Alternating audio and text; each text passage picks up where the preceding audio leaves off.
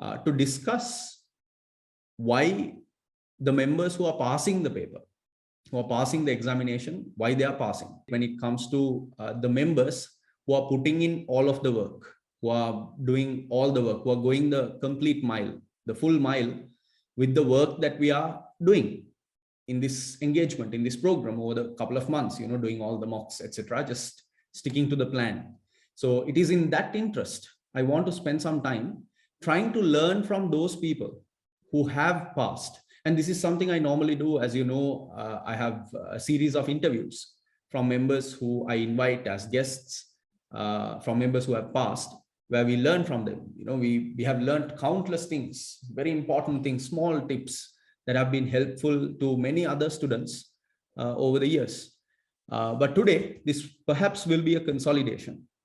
Why do CIMA SCS with AZB members pass? Now, the first point that I can present to you is that these members that we see who are passing, it has been a rare incident that a member who passes without this particular fulfillment. So this point, consistent and complete engagement with the program. As you know, for anyone who connects with me and who works with me, you know that I put in maximum effort. This is plus ultra level effort into whatever I do, not only CIMA SCS, but various other engagements I'm involved in. So it is done in the best interest of the participants. That is the purpose. So there's a lot of work I try to work in a way that your life is made absolutely easy as possible. So when that kind of support is given, the effort that we need to, or that you need to, especially, with the interest that one, look at the rewards that you're getting. You're becoming a CIMA member. You're completing CIMA. More than everything, you're able to put CIMA behind you. Like you're able to forget CIMA. That's like the biggest gain from my perspective. That's the biggest support I, as a SCS lecturer or coach, am providing to you in my personal perspective.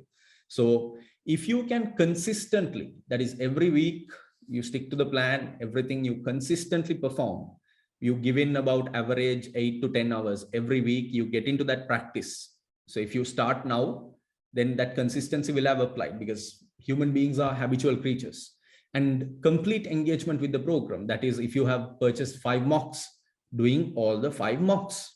If you have purchased the absolute option, then sticking to that mock schedule. And when you're attempting mocks, not doing a partial job of it, giving the full 3 hours, somehow planning it out, getting your family support, telling your wife, telling your children, help me, I need these 3 hours carved out for this. I know members who have done deep sacrifices in terms of going to work early in the morning. I had a member called Praveen Kurwa from Dubai, from UAE, who used to work late nights after office hours, who used to work about 2 hours, 3 hours after his office time. He stayed at office because he has 3 children.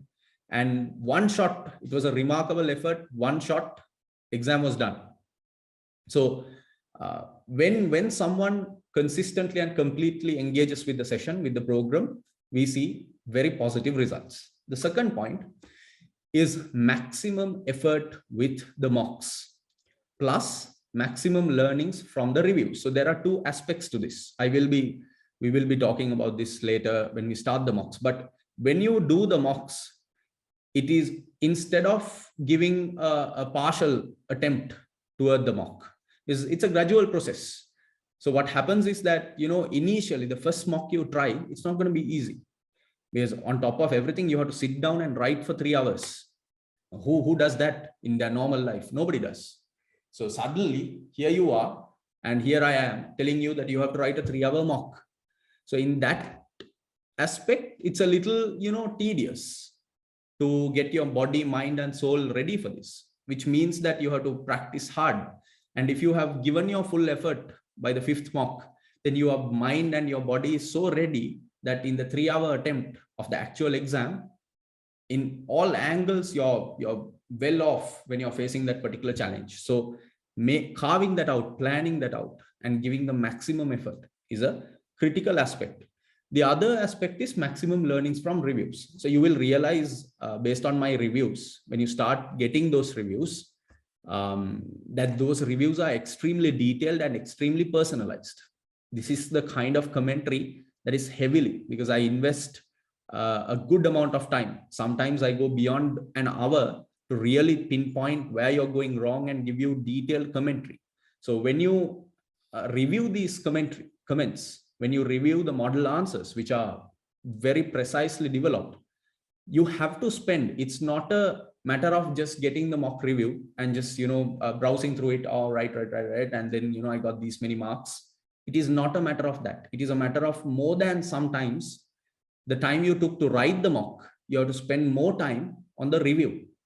That's the kind of engagement with respect to the mocks I most kindly and humbly request from the members. And this is something that we see from those who easily tackle this examination. They put in their time and effort in the right places.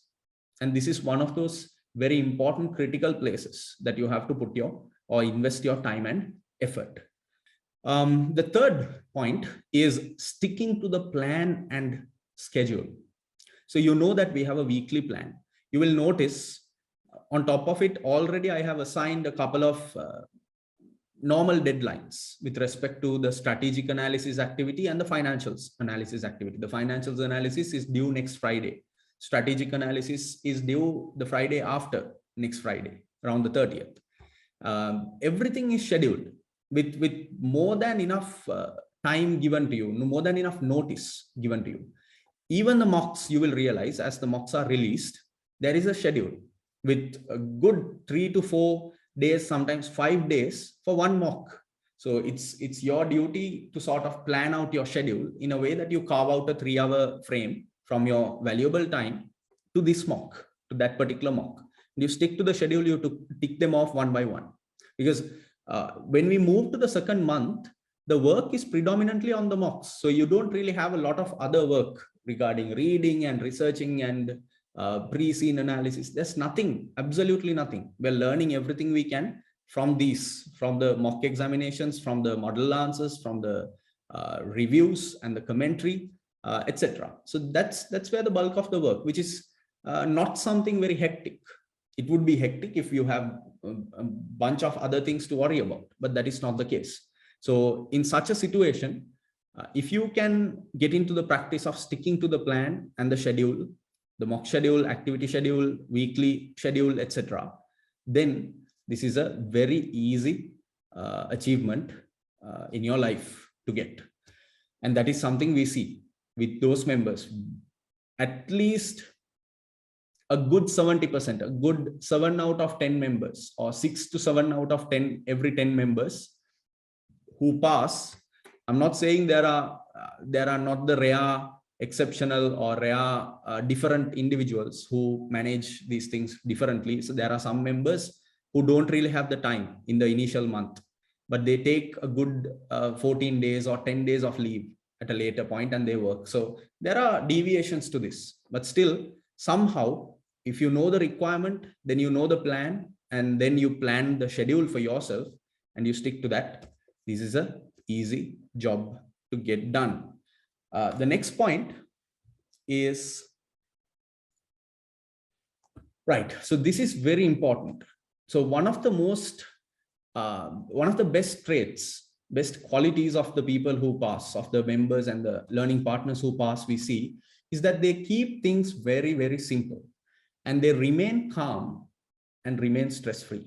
In fact, I've known members purely out of this trait, because they're keeping things very simple and they're remaining calm. Even if, you have fallen short, you don't panic, and they're very stress-free. That sort of approach, that sort of mentality is something that we commonly see from members.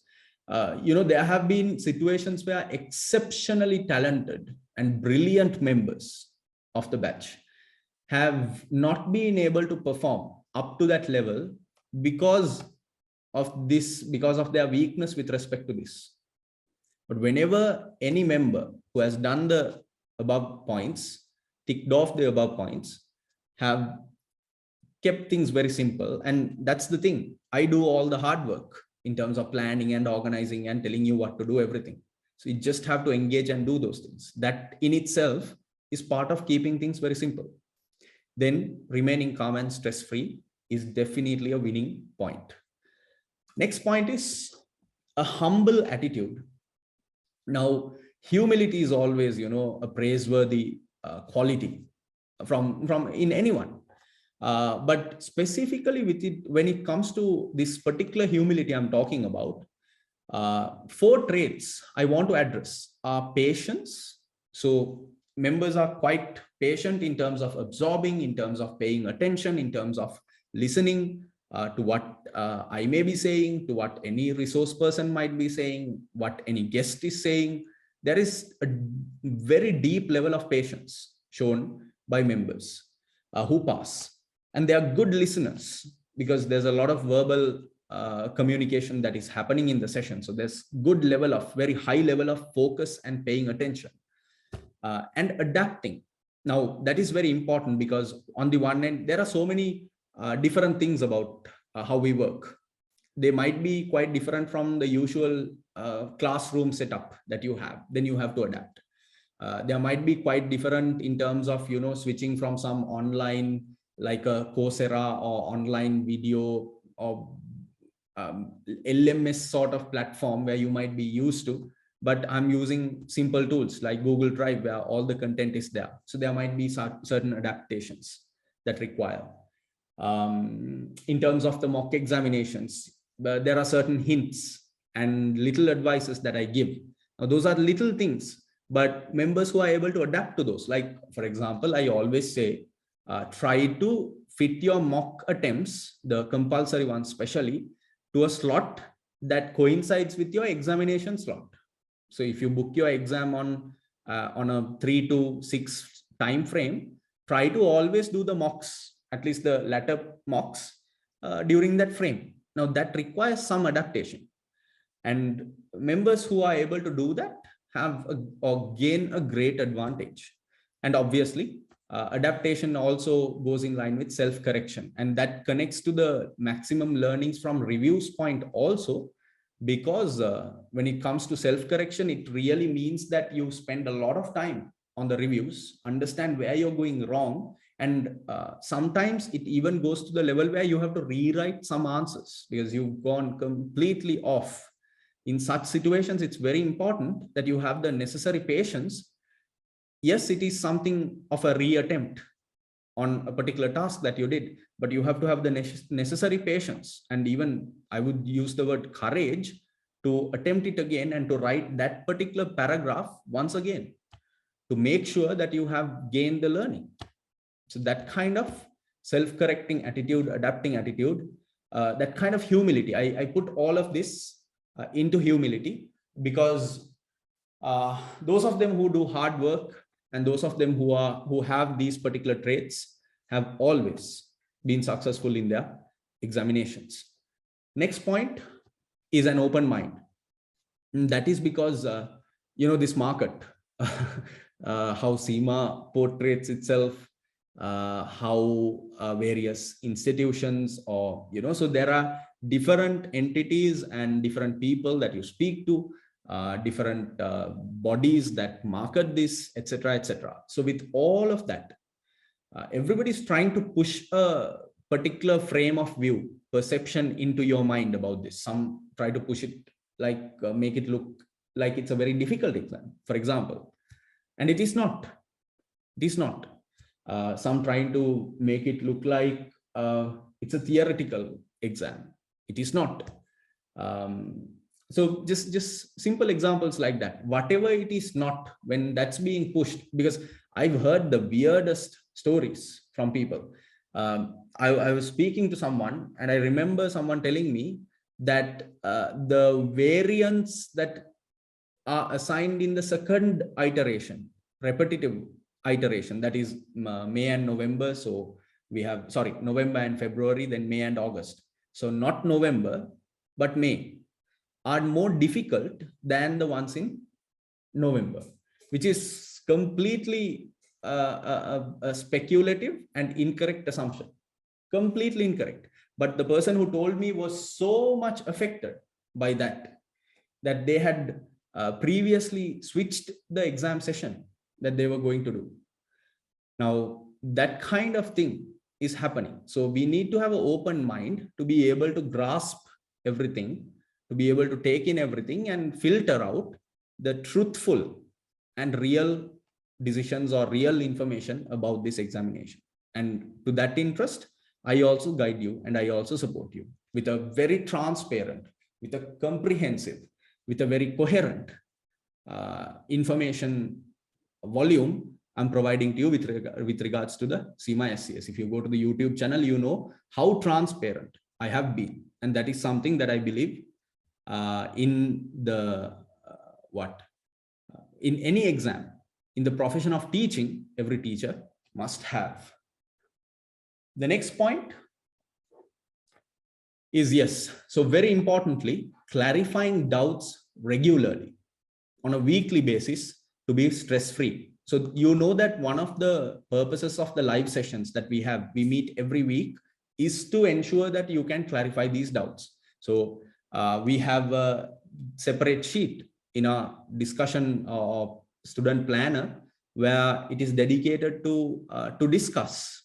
So whatever things even today, please keep them coming. Please, in your revision sessions, whenever we discuss certain things about the business, the industry, any doubts, any clarifications, any problems, any questions that come to your mind, please share them so that we can maintain a list of those. When we create the WhatsApp group, that's another platform where you can put in all the doubts and queries on the go. Whenever it comes to your mind, you can just put it in. So we collate and organize them and we tick them off. We sort them out. So every week we move on, we move to the next week with a very clear mind. That's the next point. All right. So 2 points, the last 2 points are quite personal, but I'm going to take a couple of minutes on this. A fearless and hopeful. So when a person is fearless and also hopeful on the other side, we call it optimism, because you're facing a particular challenge, but you're facing it hopefully. You have hope that you can pass this, and you are fearless, that you're courageous in taking up the challenge and giving your best. So that optimistic attitude about life, because I know this personally, because I have one-to-one sessions with almost most members. Since I have been testing it out, I have had one-to-one conversations with everyone over the past 4 or 5 batches. So when I speak to these individuals, when I talk to these people, I speak to many after their results. And in all of these conversations, I see this trait. So this is something that I believe that you all have too. But you can capitalize on that. You can understand that your optimistic attitude, your fearlessness, your hopefulness is also going to support you in this journey. In every week, in every task that you do, in every mock attempt that you do, in every decision that you make with respect to this, how you tackle this particular problem. Whenever you might fall short, you might plan to put in 10 hours of work, but only 5 hours worked out. You had, unforeseen incidents. When that happens, which is inevitable, how do you take it? Optimistically or pessimistically, positively or negatively? Now that attitude has been a remarkable strength from the members who have passed. So that I would like to give you as a reminder. Always be optimistic. Finally, I know that this is not something that I have to specifically mention, but there's deep trust in my work, in me. That is why you're here. And I know this because in terms of the marketing, my way of marketing, my design of marketing is not the push marketing that we generally see in the world, which is not something that I advocate to.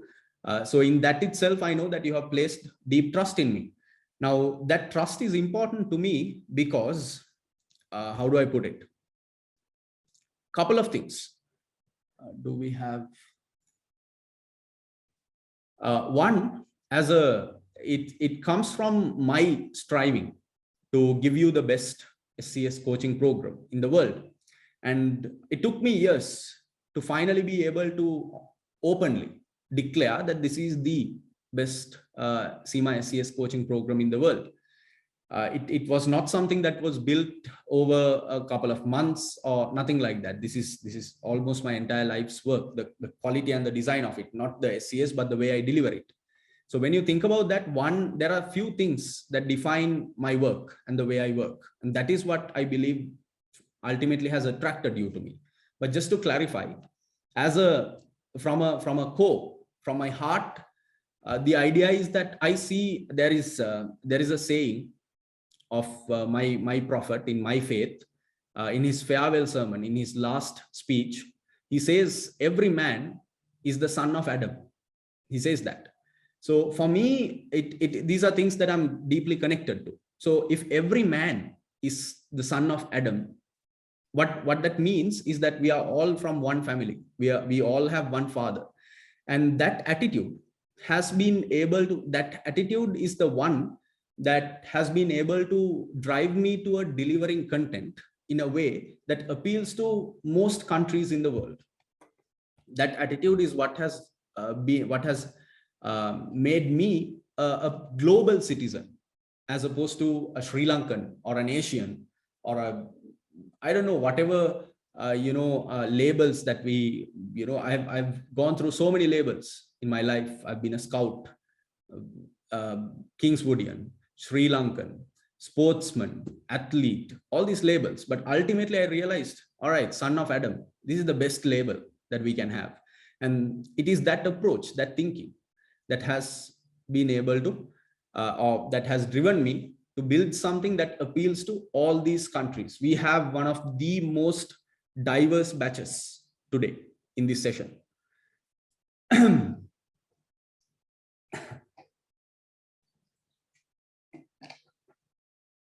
We have nearly 12 to 14 countries of representation here.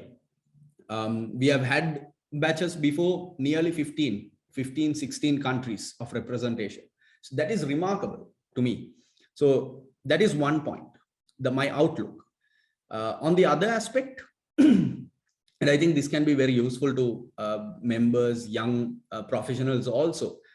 It really depends on how you see the world. If you see the world from a regional perspective or a national perspective, your work and your what you leave behind is going to have that imprint.